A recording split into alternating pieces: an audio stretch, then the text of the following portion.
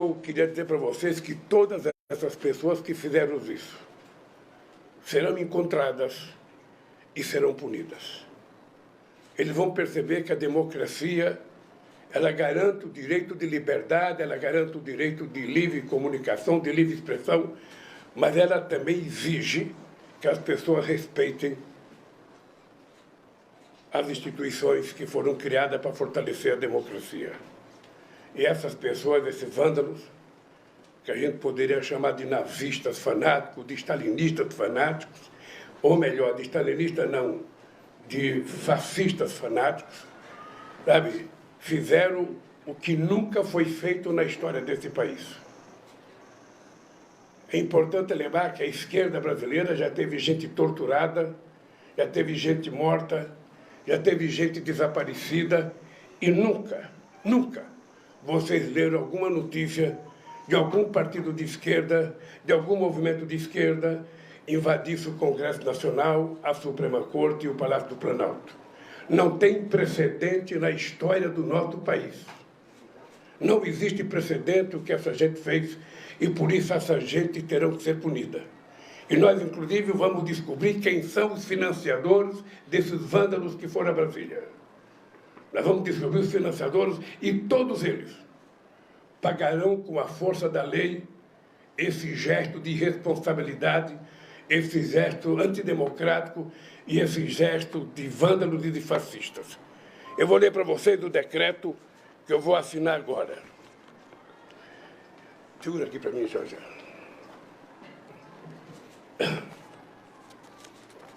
Decreto a intervenção federal no Distrito Federal com o objetivo de pôr termo ao grave comprometimento da ordem pública nos termos em que especifica.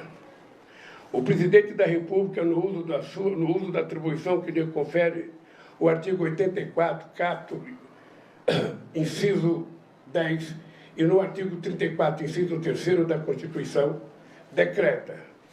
Artigo 1º. Fica decretada intervenção federal no Distrito Federal até dia 31 de janeiro de 2023. A intervenção de que se trata o caput se limita à área de segurança pública, conforme o disposto no artigo 117-A da Lei Orgânica do Distrito Federal. Parágrafo 2º. Artigo 2º. Parágrafo 2º. O objetivo da intervenção é pôr termo a grave comprometimento da ordem pública do Estado no Distrito Federal, marcada por atos de violência e invasão de prédios públicos. Artigo 2º. Fica nomeado para o cargo do interventor Ricardo Garcia Capelli, que é o secretário executivo do Ministério da Justiça. Artigo 3º. As atribuições do interventor são aquelas necessárias às ações de segurança pública, em conformidade com os princípios e objetivos previstos no artigo 117-A da Lei Orgânica do Distrito Federal. Parágrafo 1º. O interventor fica subordinado ao Presidente da República e não está sujeito às normas distritais que conflitarem com as medidas necessárias à execução da intervenção. Parágrafo 2º. O interventor poderá requisitar, se necessário, os recursos financeiros, tecnológicos, estruturais e humanos do Distrito Federal afetos ao objeto e necessários à consecução do objetivo da intervenção. Parágrafo 3º. O interventor poderá requisitar a quaisquer órgãos civis e militares da Administração Pública Federal os meios necessários para a consecução do objetivo da intervenção. Parágrafo 4º. As atribuições previstas no artigo 117-A da Lei Orgânica do Distrito Federal, que não tiverem relação direta ou indireta com a segurança pública, permanecerão sob a titularidade do Governo do Distrito Federal. Parágrafo 5º.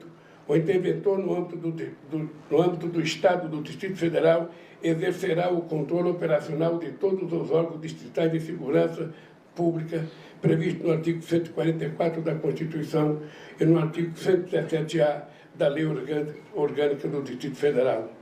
Artigo 4º. Poderão ser requisitados durante o período da intervenção os bens, serviços e servidores afetos às áreas da Secretaria do Estado de Segurança do Distrito Federal, da Secretaria de Estado de Administração Penitenciária do Distrito Federal e do Corpo de Bombeiros Militar do Distrito Federal para emprego nas ações de segurança pública determinadas pelo interventor.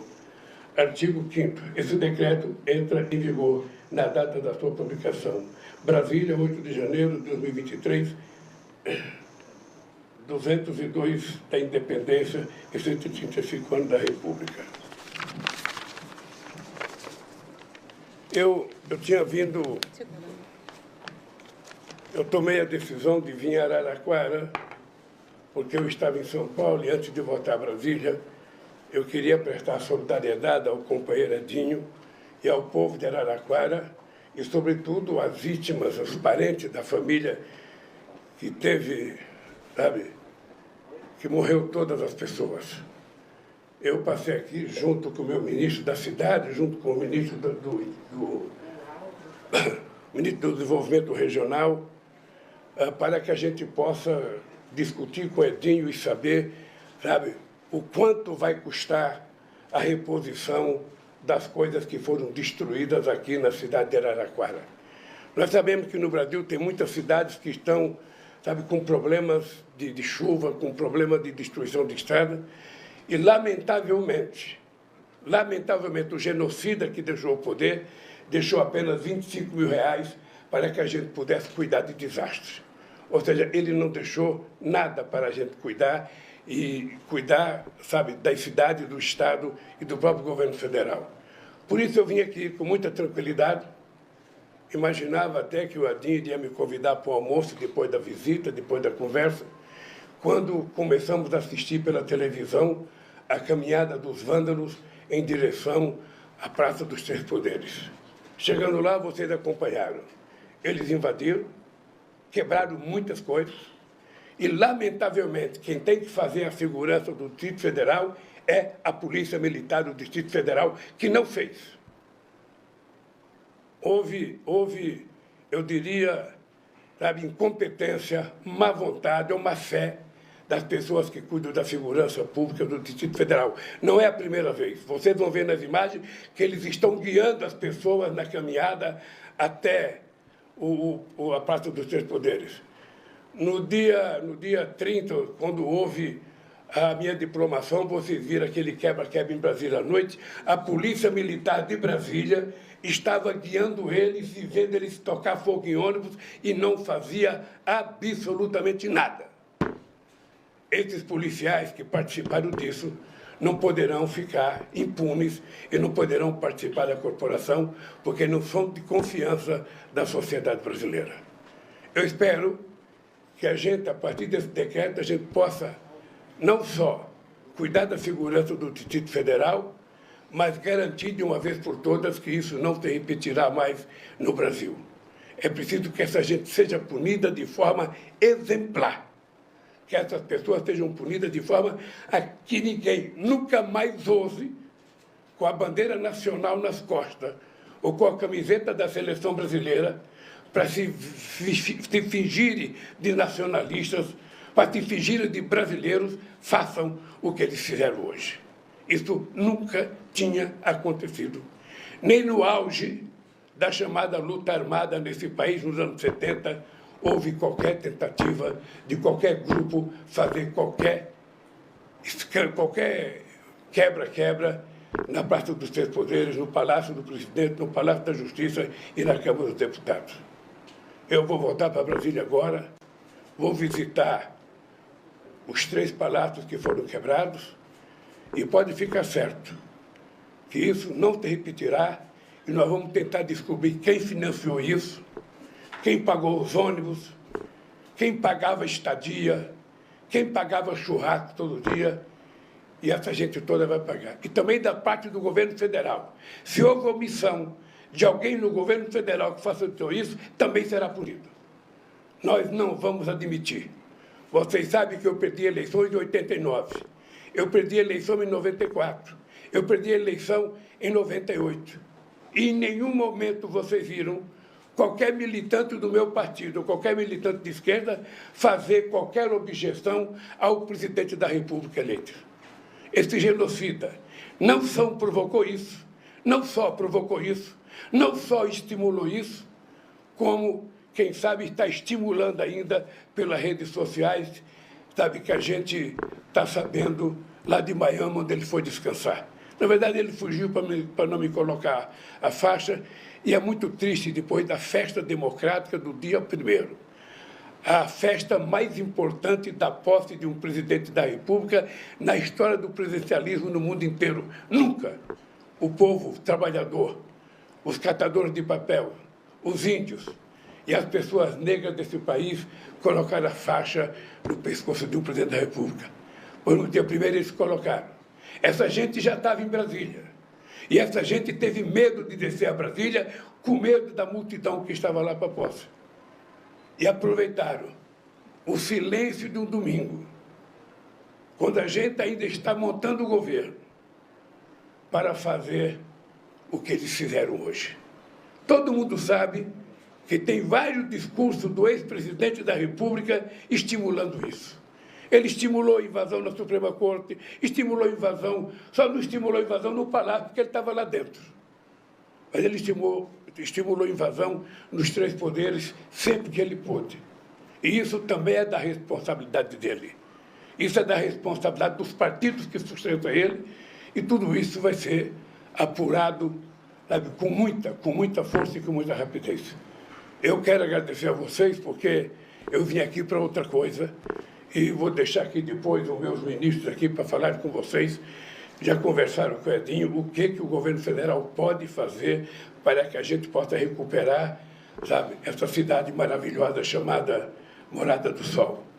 Eu quero Edinho, dizer para você que eu vou, quarta-feira, receber o governador do estado em Brasília. E eu vou falar com ele que agora é a hora da gente provar que o antifederatismo precisa funcionar.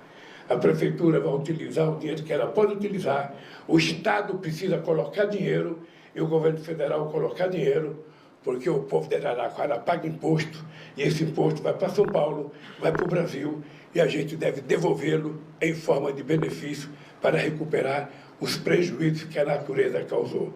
E é importante lembrar, quando alguém hoje achar que a questão climática é uma coisa menor, que a questão climática é uma coisa, sabe, de estudante, que é uma coisa de esquerdista, que é uma coisa de Partido Verde, não. A questão climática é uma coisa que está mudando por causa da irresponsabilidade do ser humano. O ser humano é o único animal capaz de destruir as coisas que prejudicam ele mesmo. É por isso que muita gente que estava em Brasília hoje, quem sabe seja garimpeiros, sabe, garimpeiros ilegais, quem sabe sejam madeireiros ilegais. O cidadão não tem o direito de cortar uma árvore que tem 300 anos na Amazônia, que é de todos os 215 milhões de brasileiros, cortar para ele ganhar dinheiro. Se ele quer utilizar madeira para ganhar dinheiro, ele que plante, espera ela crescer, e aí corte quantas madeiras ele quiser. Mas ele não pode cortar aquilo que é patrimônio de toda a humanidade e, sobretudo, patrimônio do povo brasileiro. Essa gente estava hoje lá.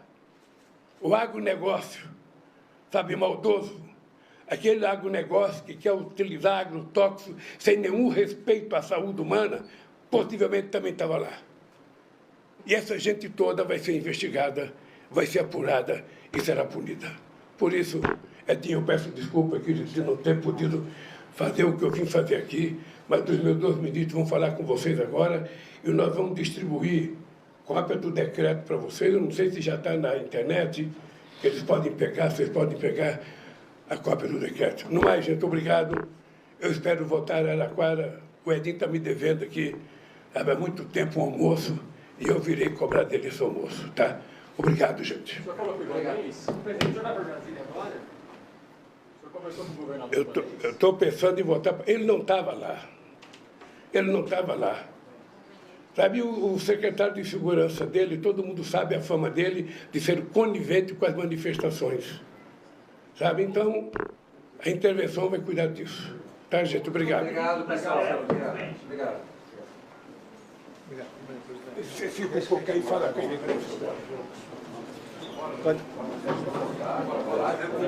Só um pouquinho, né?